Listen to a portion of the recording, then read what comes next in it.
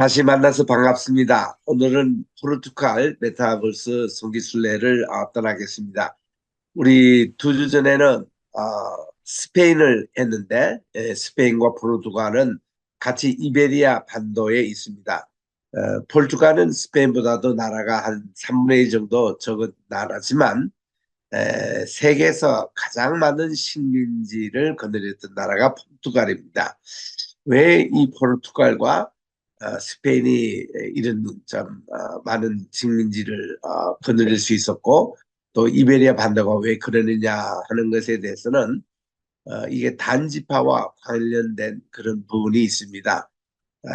여기에 그 유대인들 가운데서 단지파가 이쪽으로 와서 또 이게 세계를 제패하는데 굉장히 큰 혁혁한 공을 세웠고 또 여기에 그런 우리의 연구를 심층 연구하면은 그런 게 이제 나오기도 합니다.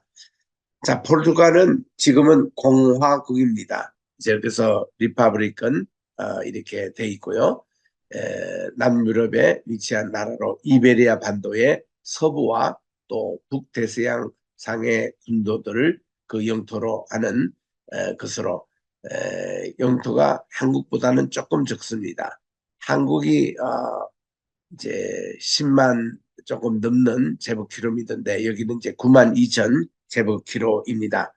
동쪽과 북쪽은 스페인이 있고 서쪽과 남쪽은 대서양을 맞댄 부분이어서 유럽권으로서는 제일 이 대서양 쪽으로 가 있는 나라라고 볼 수가 있습니다. 대륙으로.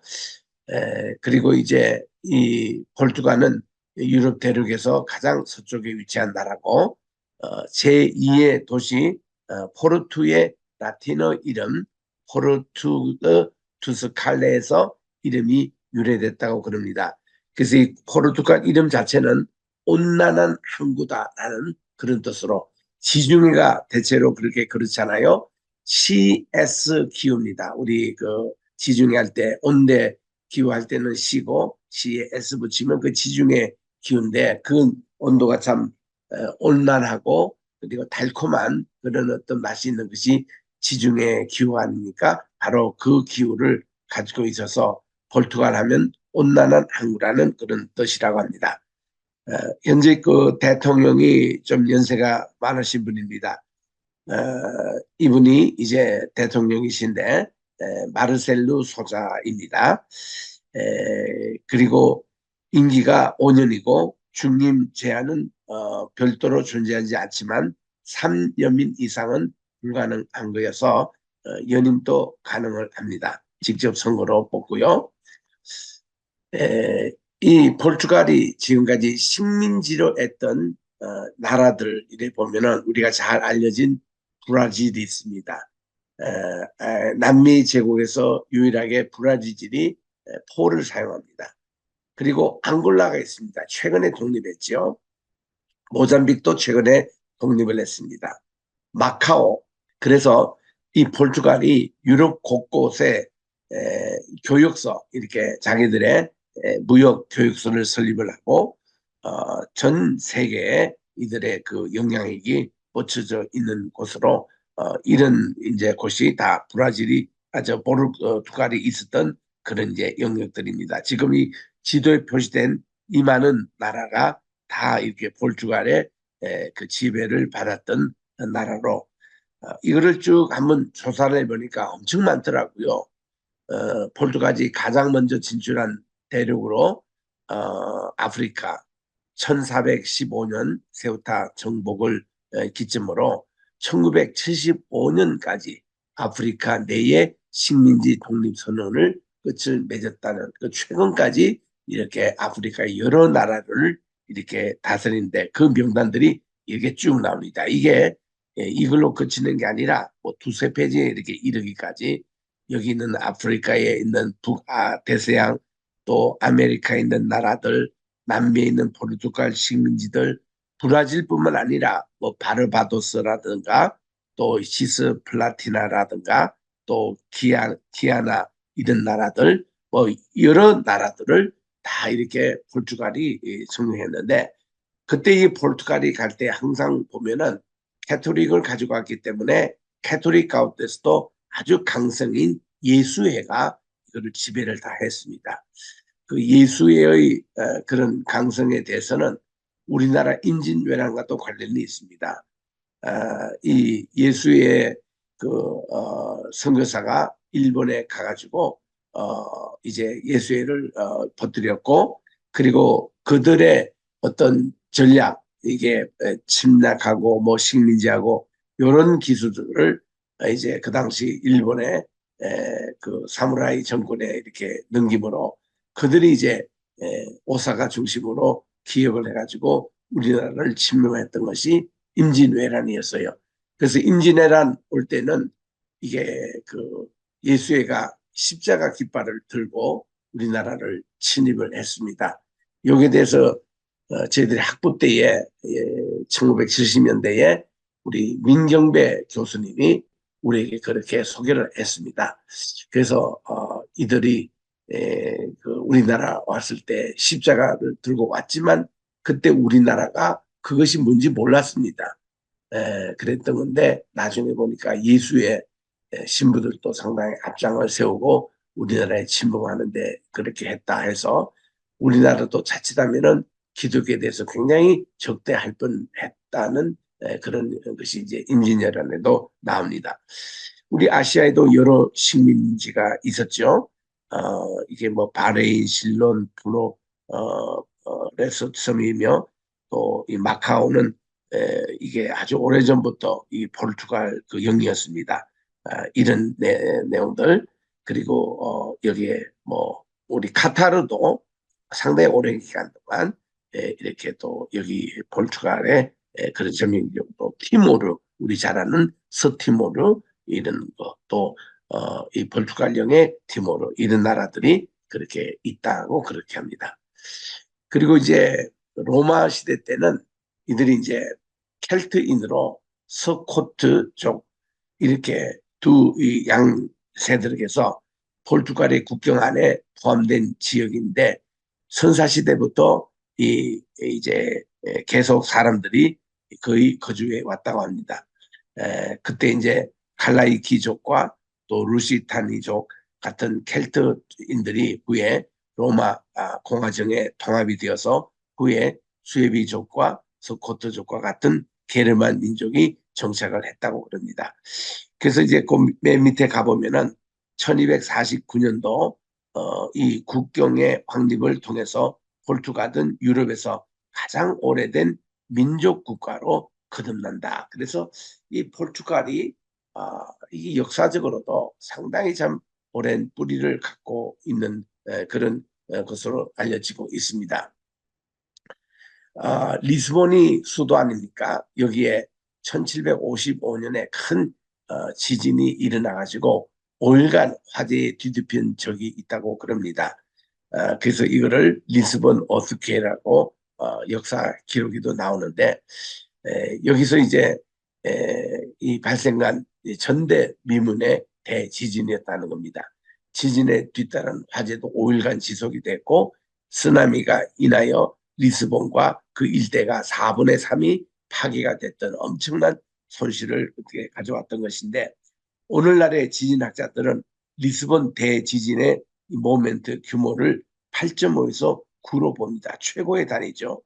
그래서 이 진앙지는 바로 상비 센터 곧 서남 쪽에 약 200km 지점에 있는 대서양에서 추정하는 것으로 이때 충격이 영국, 덴마크, 오스트리아, 베네치아 등 유럽에도 영향을 끼쳤다고 합니다. 이때 그 지진으로 인한 알레고리 이게 이제 그림으로 그리고 역사 화가들이 많이 이렇게 그렸는데 왼쪽 이 구석에 보면 천벌을 의연한 천사가 불타는 금을 들고 있다 해서 이것이 대지재앙이 이렇게 하나님의 심판과 연결되는 그런 그 종교 그림도 많이 있습니다. 자, 이제 우리 포르투갈의 수도를 방문합니다. 자, 수도에 이렇게 가면은 나라의 요람으로 알려진 성이 있습니다. 기마랑이스 성이라고 하는데 여기가 또 유명한 관광지로 알려지고 있습니다. 그리고 여기는 호수와 또 강들로 인해서 리스본이 상당히 참 아름다운 그런 전경을 이루고 있습니다.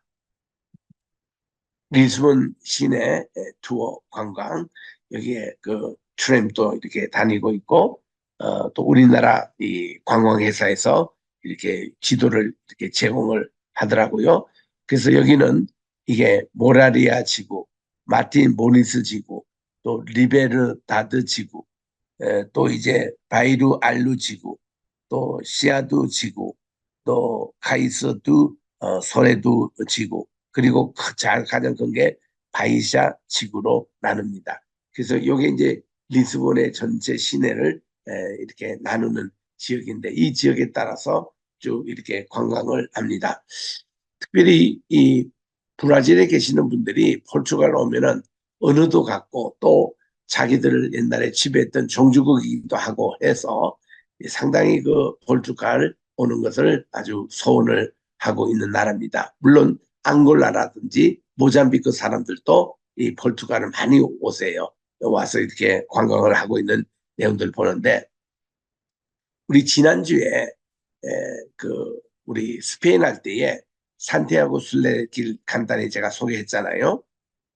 근데 이 순례길이 이 포르투갈에도 있습니다. 지금 여기 나오는 것은 주로 스페인 계통인데, 그 산티아고라는 뜻 자체가 뭔가니 이게 야고보라는 말입니다. 성 야고보.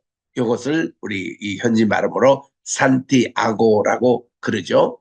이거를 영어로는 뭔가니 샌디에고라고 그럽니다. 우리 지금도 우리나라 야구 선수가 소속돼 있는 팀이 그 샌디에고 팀이지 않습니까? 그게 이제 다 이게 산티아고하고 같은 말이에요. 그거는 세인트 제임스 이런 야고보인데, 이분의 순교했던 야고보가 이제 헤롯 왕에게 의해서 제일 먼저 순교를 당한 것이 사도행전 8장에 나오지 않습니까? 이제 그분의 어떤 유적을 이렇게 순교길로 이렇게 만들어 가지고 이렇게 뭐 이게 전체 이렇게 일주하면은 한 200km나 되고, 이런 거를 전체 이렇게 걸어서 순례하는 이런 것이 유럽에서는 굉장히 아주 유명합니다. 그래서 산티아고 순례길이라고, 그래서 그대로 여기 읽으면 까미노라는 게 길이라는 뜻이고 대산티아고라고 그렇게 합니다. 이게 산티아고의 순례길, 이런 여정의 길인데, 이게 이제 비용도 그렇게 비싸지는 않더라고요. 이 숙소도 이제 싸고 또 음식도 아주 저렴하게 먹고 해서 이 순례길을 다 이렇게 도는, 이것이 몇 분 돌았다, 이게 막 캐톨릭 신자들은 아주 자랑 삼아 이렇게 하는데, 이 예수님의 12제자 중에 하나인 야고보의 유해가 이 산티아고 대 꼼포 스텔라에 발견된 이후에 많은 사람이 그를 기리며 걷던 길이 굳어져서 오늘날 순례길이 됐다고 그렇게 설명을 합니다. 이게 순례할 수 있는 좋은 그 일기가 봄철에는 5월에서 6월 사이, 가을철에는 9월에서 10월로 이렇게 얘기합니다. 그게 보면은 코스도 4개가 있는데, 프랑스에서부터 시작해가 쭉 내려오는 길이 780km. 뭐 이거는 뭐 너무 길기 때문에 뭐 걸어서 하기는 힘들죠. 이 포르투갈 길조차도 610km. 이거 적지 않은 길이더라고요. 그리고 또 북쪽 길로 가면 880km. 그리고 또 은혜 길이라고, 이게 또 이제 각 코스마다 그리는 차이지만 1000km에 해당되는 그런 것으로 하는데, 요거는 이제 단축해서 200km 이렇게 하는 코스가 있습니다만은, 좌우지간 이런 것을 우리가 이 산티아고 예수님의 제자 가운데 첫 번 순교자 났던 야고보를 기리는 이런 순례의 길이 이렇게 있습니다. 그래서 우리 산티아고 그 순례길, 그게 이제 5가지 정도로 여기서 공식 여기 채널에 나오더라고요. 프렌치 웨이, 또 노던 웨이, 또 프리미티브 웨이, 또 실버 루트, 이런 식으로 해서 또 하나가 또 프렌치 웨이. 이건 하여튼 4가지가 주로 얘기하는데, 여기 공식 페이지에서는 5가지로 또 이렇게 소개하고 있는데, 이 중에 하나가 리스본에 거치는 순례길입니다. 계속 이 리스본에서 꼬메르시우라는 광장, 무역 항구입니다. 여기도 참 아름다운 항구가 있고, 이게 이제 무역항이라고 하지만은 사실은 옛날에 전 세계 식민지가 있을 때 그 식민지에 있는 모든 것을 다 이것을 통해서 조공을 받았던 그런 이제 항구이기 때문에 굉장히 큽니다. 그리고 아우구스타 개선문이 있습니다. 마리아 1세가 바스쿠 다 가마와 이분이죠. 전 세계 또 이렇게 항해를 했던 분이죠. 또 폰발 후작에게 월경화를 씌워주는 조각이 맨 위에 새겨져 있습니다. 그리고 패션 브랜드 상점들이 이렇게 줄비에 있습니다. 프랑스의 개선문 앞에 있는 그런 것과 분위기가 비슷한 이런 브랜드. 또 에펠탑을 건설했던 구스타브 에펠의 제자인 라울드 메스니어가 네오톤 폰사르 이분이 설계했던 아파트 15층 높이의 엘리베이터가 또 유명합니다.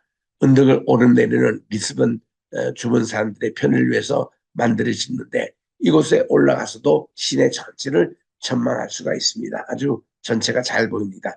그 옆에는 야경에 찍은 사진이고 그 옆에는 주간에 찍은 사진입니다. 또 카르무 수녀원이 또 유명해요. 1550원, 1755년 그때 대지진 이때 많은 부분이 손상이 됐지만 현재도 그대로 이렇게 보관되어 있습니다. 그래서 현재 고고학 박물관으로 사용되고 있고 조각품과 고대의 토기들이 많이 전시가 되어 있어서 상당히 볼만합니다. 이것도 반나절은 봐야 이렇게 볼 수가 있는 가르무 수녀원이 있고요. 또 아까도 얘기한 대로 이 지구를 한 10개 정도 나누는 가운데 제일 중앙에 큰 지구를 바이샤 지구라 했죠. 그게 이제 중심이 이게 피게이라 광장 이겁니다. 이 지구에서는 교통의 중심지로 시아두 지구 또 알파마 지구 등 리스본 구석구석가 다 연결된 노선이 여기서 시작이 됩니다. 그리고 이 광장의 중앙에는 주왕 1세의 청동 기마산도 놓여 있습니다. 주왕 1세는 어떤 분이냐면 과거 스페인 지역에 존재했던 카스티아 왕국의 군대를 물리치고 포르투갈의 독립을 지켜낸 왕으로 유명하다고 합니다. 그리고 역시 바이샤 지구에 호시우 광장이 있고 호시우역이 있습니다. 이 광장은 리스본 중심에 있는 광장인데 그 광장엔 바로코 양식의 두 분수대가 있습니다. 그리고 그 사이에 동페르두 4세의 청동상이 높은 기단 위에 위치하고 있습니다. 물결 무늬의 대리석 바닥은 포르투갈식의 보도로 칼사다 포르투게사로 불리며 과거의 포르투갈의 식민지였던 마카오와 또 브라질에서도 볼 수가 있습니다.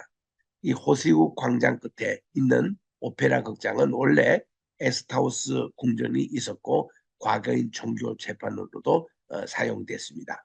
그래서 여기 원나라 이 종주국에 와서 이렇게 살펴보면은 이들이 과거 이제 식민지를 당했던 마카오라든지 브라질이라든지 또 앙골라라든지 이런 데 가면은 여기 주로 흉내냈던 많은 건축공과 또 광장을 쉽게 찾아볼 수가 있습니다. 또 이 호시우역은 이 신트라로 여행할 때 신트라는 요 다음에 또 나옵니다.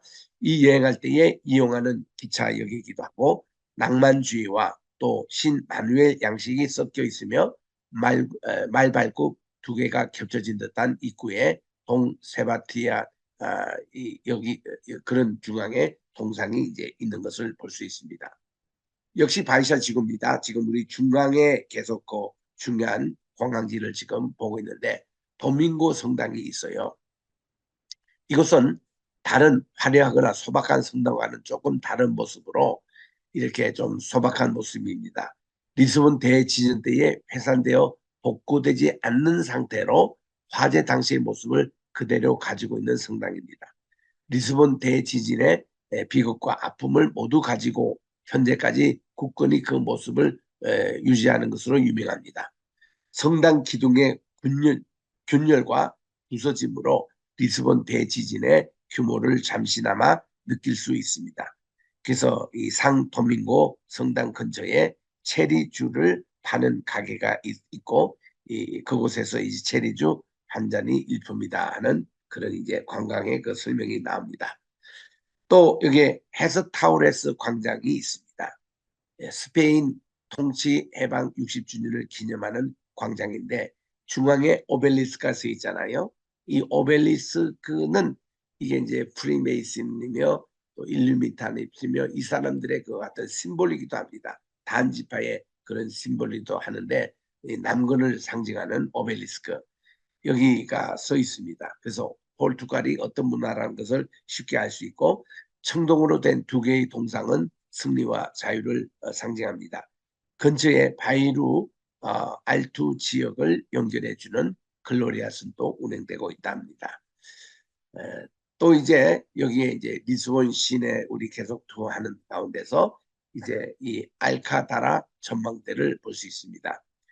이 헤스타우레스 광장에서 글라우선을 타고 올라가서 마주칠 수 있는 곳인데 이런 조르의 성과 알파마 리스본 시내를 한꺼번에 조망할 수 있는 좋은 위치에 있습니다. 영화 리스본행 야간 열차에서 남자 주인공이 쉬던 곳으로 유명한 곳이 여러분들이 지금 보는 여기 지금 이분들이 알려냈죠. 이곳입니다. 바로. 그리고 이제 바이로 알투 지구와 시아두 지구, 카이 카몽이스 광장을 또 봅니다. 지금 여러분이 보는 것은 이거 전부 다 리스본의 아주 대표적인 관광지고 또 많이 찾는 곳이에요. 16세기 시인인 루이스 지 까몽리스를 기념하는 광장인데 근처에 시인 베르난두 페소아가 자주 들렸던 유명한 카페 브라질레이에라가 있습니다. 이곳의 차나 커피 맛이 너무 좋습니다. 그래서 여기서 다 한번 이렇게 또 쉬는 곳이기도 합니다. 또 이렇게 산타 카타리나 전망대가 있습니다. 비카슨 근처에 있는 곳으로 시아두 지역의 전망대, 그리스도 기념비와 또 4월 15일 다리가 이렇게 한눈에 보이는 저기 그 415 다리가 있죠. 전망으로 이게 비긴 어게인 촬영 장소로도 유명합니다. 여러 많은 영화들이 이런 데서 촬영이 됐죠. 또 여기 한 곳에 들어가 보면 타임 아웃 마켓이 또 유명한 마켓이 있는데 여기는 이렇게 많은 먹거리가 또 이렇게 있습니다. 그래서 이 여러 가지 국제 음식을 맛볼 수 있는 그런 요리를 만든 여기서 이렇게 또 보스턴에 가도 이런 마켓이 있죠. 미국에 있는 보스턴 거기 분위기가 여기 물씬 이렇게 풍기고 있습니다. 또 상조르의 성이 있어요. 이 성은 리스본의 가장 높은 관광 명소입니다. 상조르의 성은 과거 로망족, 또 코드족, 또 무어인을 거쳐서 포르투갈 최초의 왕인 아폰수 엔리케 순으로 전명을 당했던 곳이고 포르투갈의 캐트린 공주가 영국의 찰스 왕세자와 결혼을 했을 때의 우호 협정의 의미로 영국의 주호 성인 세인트 조지에게 바쳐졌던 성으로 유명합니다. 이 세인트 조지를 포르투갈어로 상조르제라고 말하는데 이곳에서 이렇게 태수강 풍경이 아주 일품입니다. 그리고 또 이제 포르타스 두솔 전망대가 있습니다. 여기에는 뭐 28번 투램 정차용으로 또 가라 이렇게 또 자세한 안내까지 있는데 좌우지간 이 전망대 입구에 보면은 리스본의 수호성인 성 바센테 동상이 서 있습니다. 그 다음 이제 우리 리스본 대성당이죠. 여기는 다 카톨릭 문화이기 때문에 리스본에서 가장 오래된 건물로 포르투갈의 초대 왕인 엔리케이에서 지어졌습니다. 중세 요새처럼 이 종탑을 설계한 것과 또 예수님의 12사도가 그려진 장미창이 있습니다. 리스본 대지대도 살아났던 건물로 유명합니다. 그만큼 견고하게 지었다는 것이죠. 성물 안치소에 가보면 리스본의 수호성인인 이제 상 비센테의 석관도 안치되어 있는 곳입니다. 벨렘 지구로 갑니다. 그게 거기 가보면은 이게 제로니무스 수도원이 있는데 이거는 돈을 받습니다. 10유로, 적지 않은 돈이죠. 이 수도원은 대항해 시대의 상징이나 마누엘 양식의 글자기로 부르는데 에니케 왕이 지은 산타 마리아 성당 옆에 마누엘 1세가 지은 수도원으로 인도에서 리스본으로 들어오는 향신료세를 충당하였답니다. 그래서 수도원 오른쪽에는 산타 마리아 성당이 있고 왼쪽은 고각 박물관이 있습니다. 산타 마리아 성당에는 인도 항로를 개척한 바스쿠 다 가마의 습관과 또 시인 까몽 이스의 무덤이 있습니다.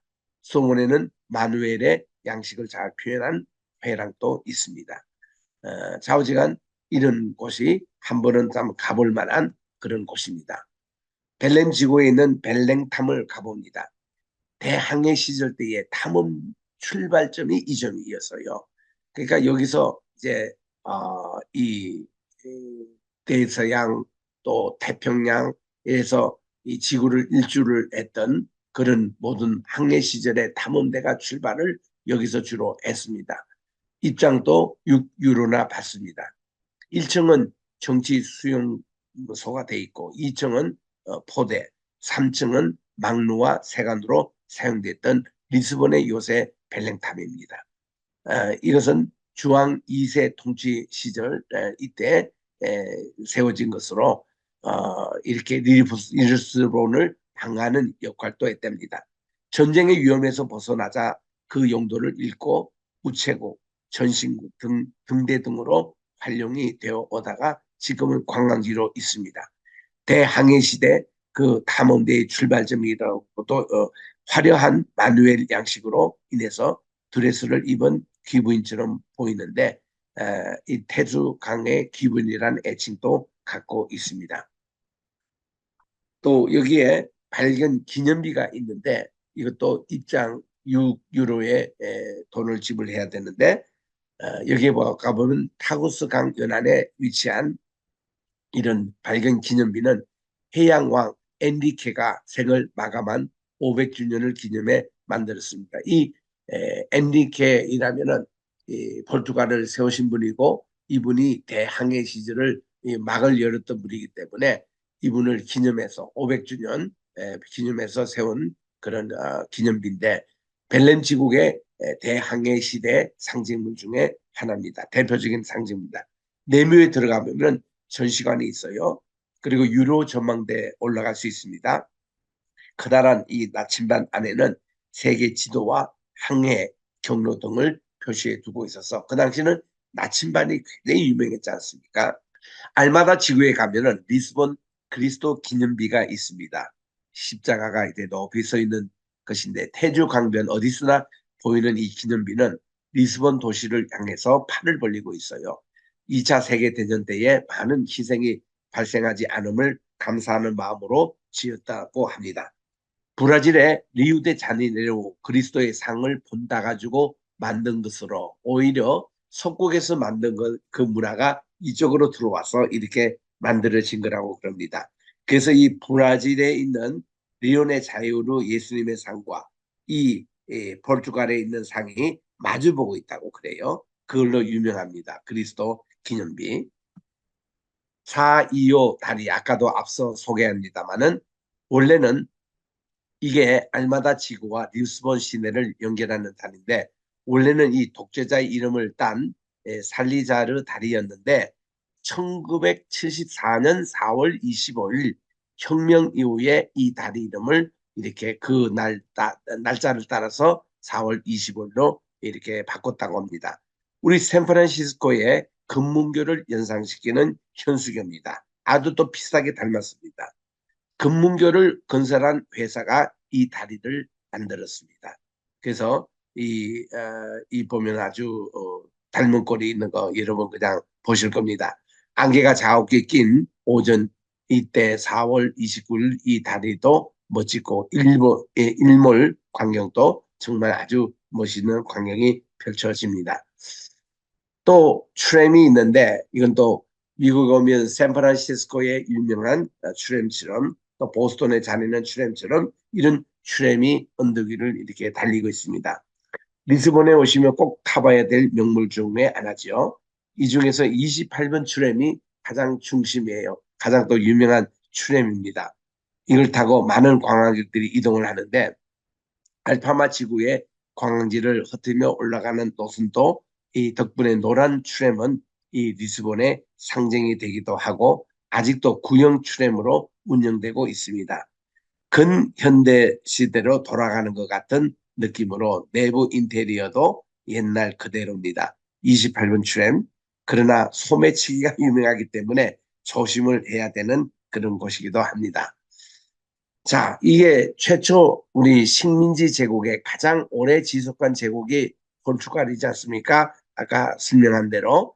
그래서 여기 있는 빨갛게 있는 브라질을 위시해서 이게 아프리카의 앙골라 또 모잠비크 이런 나라들 이것을 이렇게 보면서 아, 이게 포르투갈의 영향이 대단했다는 것을 느끼는데 여기 참 유명한 분이 있잖아요. 마젤란이 있습니다.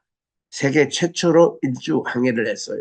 콜럼부스는 그가 아메리카 대륙까지 간 것으로 대서양을 최초로 건넌 분으로 유명하지만은 이 마젤란은 그를 넘어서서 이 태평양까지 이렇게 가서 제가 지난주에 있었던 괌까지 오신 분이 이 마젤란이에요.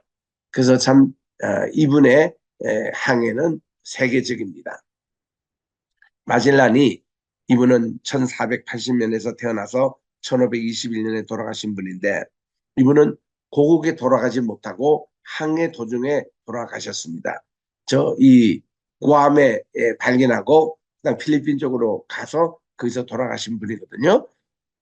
태생은 스페인인입니다만은 주로 포르투갈 이름으로 항해를 다녀서 탐험가로 유명하지요. 세계 최초 세계 일주한 유럽인으로 인정을 받고 있습니다. 포르투갈에서 태어났으나 스페인으로 귀화를 합니다. 당시 유럽은 1492년 신대륙 콜럼비스에서 발견이 됐고 1498년 이게 새로운 동방 무역 항로가 바로 이 포르투갈에 의해서 개척하면서부터 그때부터 대항해 시대를 열었던 분이 마젤란입니다.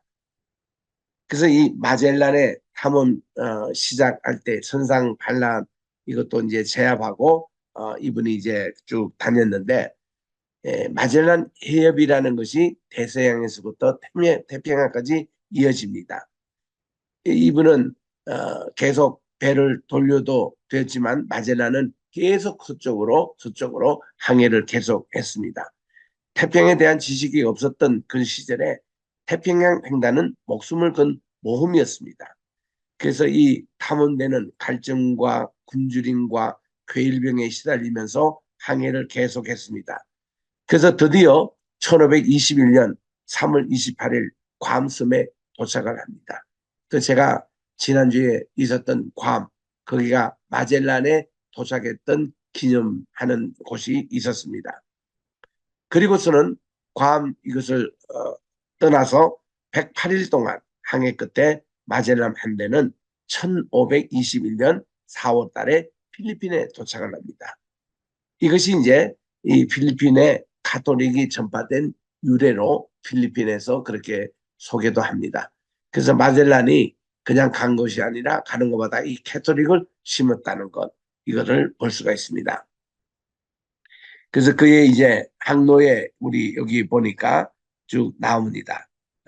이렇게 에스파냐 여기서 출발해 가지고 브라질 이쪽에 있는 리오만 또 강 이 남미를 거쳐 가지고 이제 태평양으로 쭉 가다가 마리아나 제도 여기에 괌도 들리고 마지막에는 세부 거쳐서 필리핀에 정착하는 곳까지 꼭 마젤란은 죽습니다. 그래서 이분이 공식으로 이렇게 쭉 대서양과 태평양을 이렇게 지냈던 분으로 고국에 돌아오지는 못했습니다. 스웨 항로 개척을 위한 세계 일주 탐험은 스페인 왕인 카르로스 1세의 지원하에 추진되었고 1519년 9월 20일 5척이 스페인을 출발했는데 한 척이 탐문조 중에 침몰되었고 또 다른 한 척도 무단 이탈하는 바람에 세 척만 끌고 마젤란 해협을 통과합니다. 그래서 이 태평양을 횡단하였는데 최종적으로는 빅토리아호 한 척만이 1522년 9월 6일 스페인 산루카 항에 도착을 합니다. 그때는 마젤란이 이미 돌아가신 후입니다. 그리고 출발할 때 성선인이 270명이 출발했지만 마지막까지 돌아온 것은 18만 명 생존하여 귀국하였다고 합니다. 정작 이 마젤란은 1521년 4월 달에 필리핀에 있는 막탄섬에서 사망하고 조국에 들어오지 못하고 다른 선은 18만이 이렇게 들어오는 이런 항해. 이런 분들이 이런 것이 있었기 때문에 오늘날 이제 이게 온 세계가 이렇게 정말 이 지구가 하나라는 거 그리고 둥글다는 거 이런 것을 다 확인하게 됐죠. 또 한 분의 그 공헌자가 바스코 다 가마입니다. 이분은 인도 항로를 개척한 분으로 유명하지요. 1497년부터 99년까지. 그래서 콜럼부스, 마젤란 그리고 다가마 이 세 분이 세계 오늘날 이런 항해 그 개척하는데 공헌자입니다. 우리는 지금 이렇게 봅니다만은 사실 요나를 실었던 큰 물고기가 같은 그런 행적이죠, 이게. 이게 요나를 실었던 큰 물고기가 쭉 리스본을 거쳐가지고 아프리카를 거쳐서 또 희망봉을 거쳐서 인도행을 가다가 인도로 간 게 아니고 이는 이제 페르시아만으로 갔죠. 그래서 페르시아만에 가면은 그게 오늘날 쿠웨이트, 거기가 바로 옛날에 티그리스 유프로 강이 만나는 지점. 거기서 티그리스 강 쪽으로 이 큰 물개가 가가지고 니누에 거기에서 이 요나를 확 토해냈던 그 루트입니다. 이게 일부 루트가. 그래서 이게 이제 다가마가 이거를 또 이렇게 발견을 했습니다. 1498년도 5월 20일 인도 캘커타에 도착을 해서 3개월 동안 머물다가 귀국을 합니다. 이렇게 해서 인도항이 이제 개발돼 성공하면서부터 굉장히 이 식민 이게 경력이 넓어지고 그리고 이제 국제 무역이 아주 제대로 이루어지는 이런 모습이 다 가마가 이루어졌습니다. 인도 캘커타에 도착했을 때 자모린이 그를 발견합니다. 이게 이제 피부가 좀 검은 이 자몰린이 여기 이제 지금 이 다가마 이분을 이제 발견을 하고 이렇게 그 영접하고 이분이 3개월 동안 여기 체류하도록 하면서 무역 이렇게 여기 있는 좋은 향로와 또 이게 차 이런 것을 또 무역하게끔 하는 그래서부터 많은 인도로부터 물품을 싣고 그는 1503년 9월 달에 이렇게 귀국을 합니다. 많은 향신료를 싣고 왔습니다. 그래서 9월경에 리스본에 도착을 해서 귀국 직후에 다가마는 코친과 칸나노르에 대한 수비대 보강이 절실하다고 국왕 마누엘 2세에게 보고를 합니다. 그리고 그가 귀국 시에 엄청난 양의 향신료를 싣고 왔기 때문에 후추 뭐 1700톤 어마어마한 양이죠.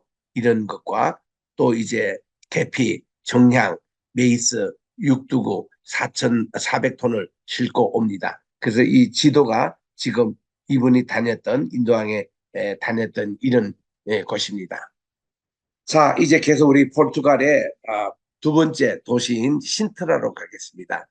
신트라는 리스본에서 40분 거리밖에 되지 않는 짧은 거리인데 유명한 시인, 영국 시인이죠. 바이런은 이 신트라를 보고 위대한 에덴이라고까지 표현했던 The Glorious 에덴이라고 표현할 정도로 굉장히 빼어난 아름다움을 자랑하고 있습니다. 청량한 자연 경관과 더불어 건축물마다 개성을 가지고 있는 작은 소도시에 온종일 볼거리가 넘치는 것이 신트라. 그래서 이 포르투갈 가면 여기에 꼭 가보셔야 됩니다. 너무 아름답습니다. 여기에 관광 명소들 모습입니다. 이런 그 기후도 참 좋고 이게 온난한 기후에 1년 내내 이렇게 들려도 언제나 참 아름다운 곳이 신트라입니다. 신트라의 궁정도 옛날 모습 그대로 갖추고 있고요. 페냐 궁정도 있습니다. 여기도 많은 관광이 찾던 곳이고 이게 국가 이게 정말 궁전을 이렇게 옛날 페냐 궁정도 볼 수가 있습니다.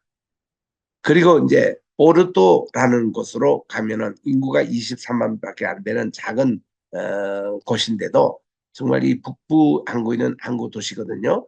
포르투갈의 제2의 도시라고 알려지고 있습니다. 면적은 그렇게 크지 않습니다. 인구도 뭐 23만 명밖에 되지 않으니까 도시 이름 자체가 포르토라는 것이 이게 항구라는 뜻이죠. 폴트입니다. 영어로는 대서양으로 흘러가는 도르강 하구 언덕에 펼쳐져 있는데 포르투갈 건국의 기원이 된 도시이기도 하고 대항해 시절에 해양 무역의 거점이 된 도시로 알려지고 있습니다. 그래서 이 포르투는 역사지구로 유네스코 세계문화유산으로 지정되어 있습니다.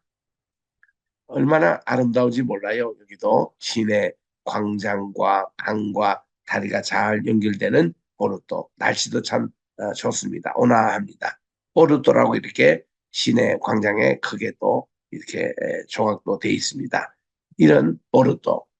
그 다음에 이제 캐톨릭 신자로서는 굉장히 중요한 명소인 파티마입니다. 여기는 파티마. 이 캐톨릭 신자로서는 꼭 한번 가보고 싶은 곳인데 그들이 이제 캐톨릭은 전설적으로 이렇게 돼 있습니다. 이제 이 성모 마리아가 꿈속에서든 뭐 이렇게 뭐 비전으로든 9번을 나타나면은 그게 성지가 됩니다.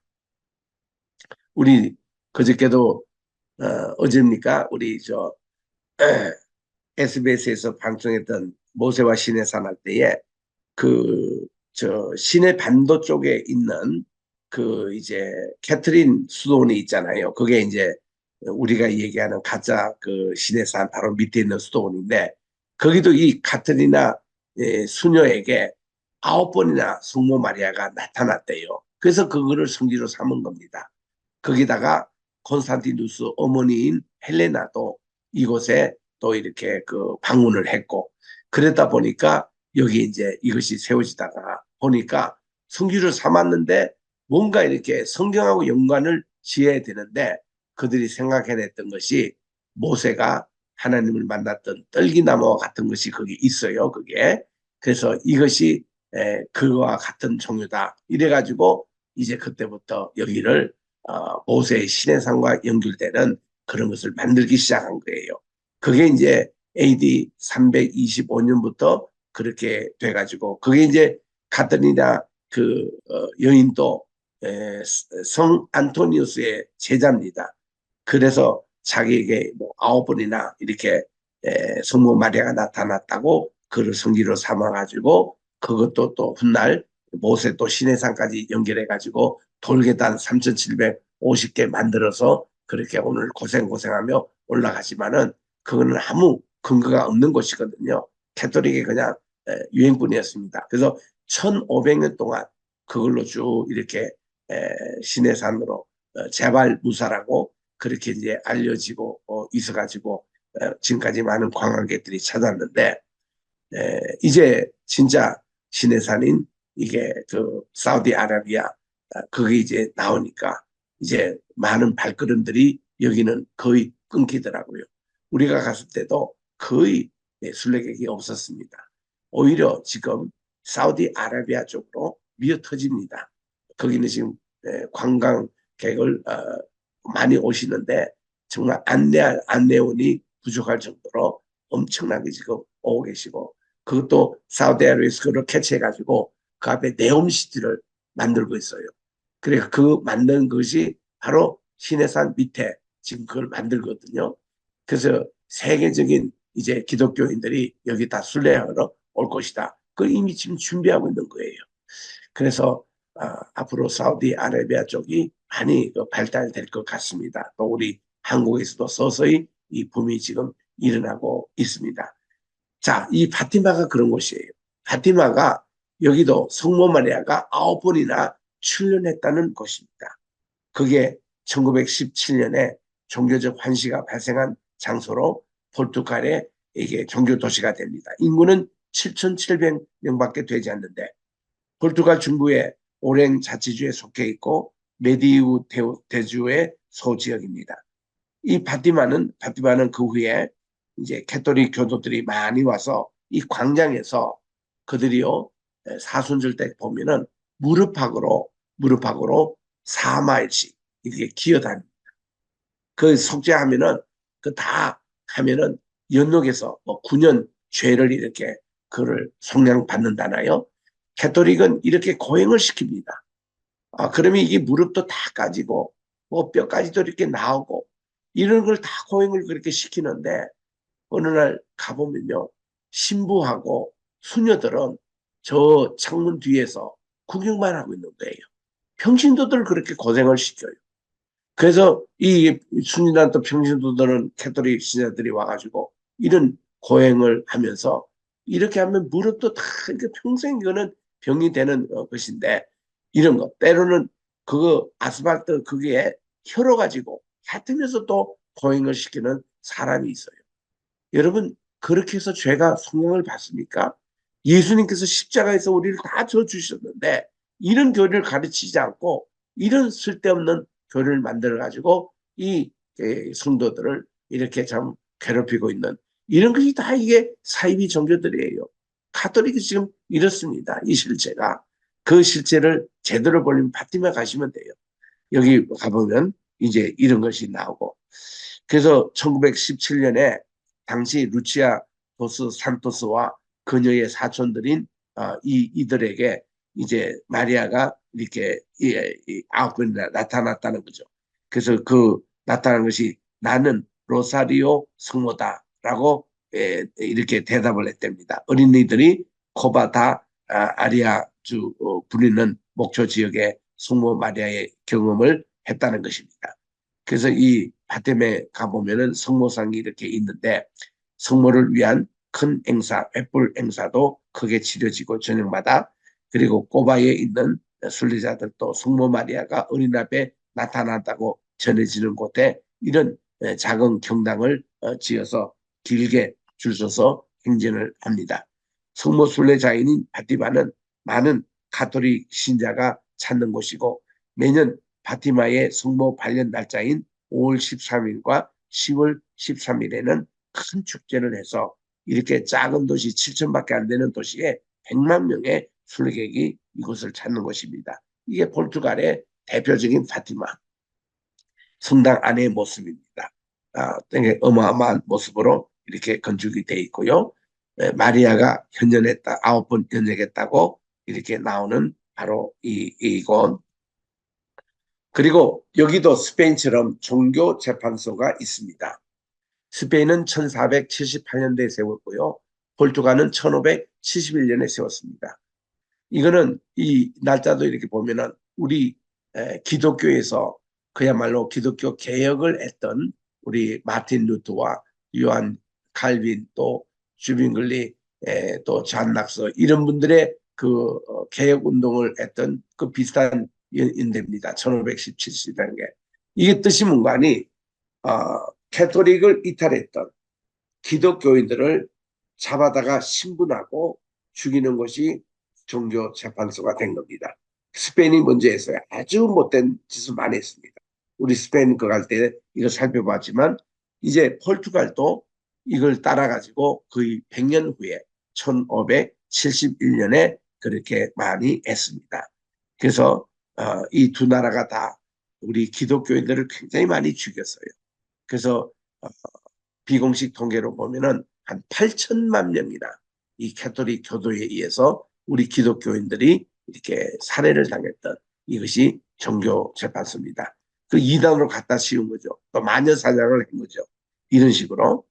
그래서 이 스페인이 더 이제 가혹했습니다만은 하여튼 이런 종교의 이름으로 우리 많은 기독교인들이 죽였습니다.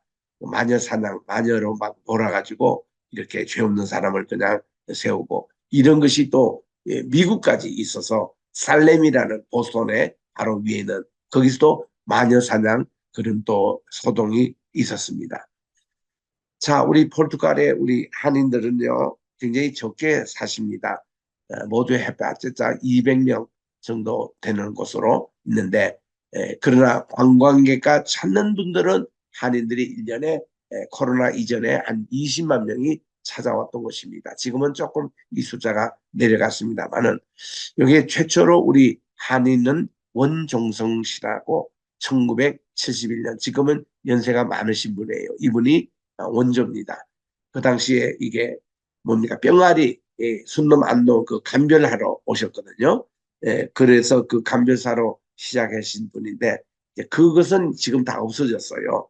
없어지고 이제 이분이 또 다른 걸로 이렇게 해서 하여튼 제일 포르투갈에서는 오래된 한인으로 이렇게 존경을 받는 분이고 또 우리 한국에서도 제14회 한인의 날 때 국민훈장 승류상도 보상을 받았던 분인데 한인은 주로 도루 강변에 많이 살고 계십니다.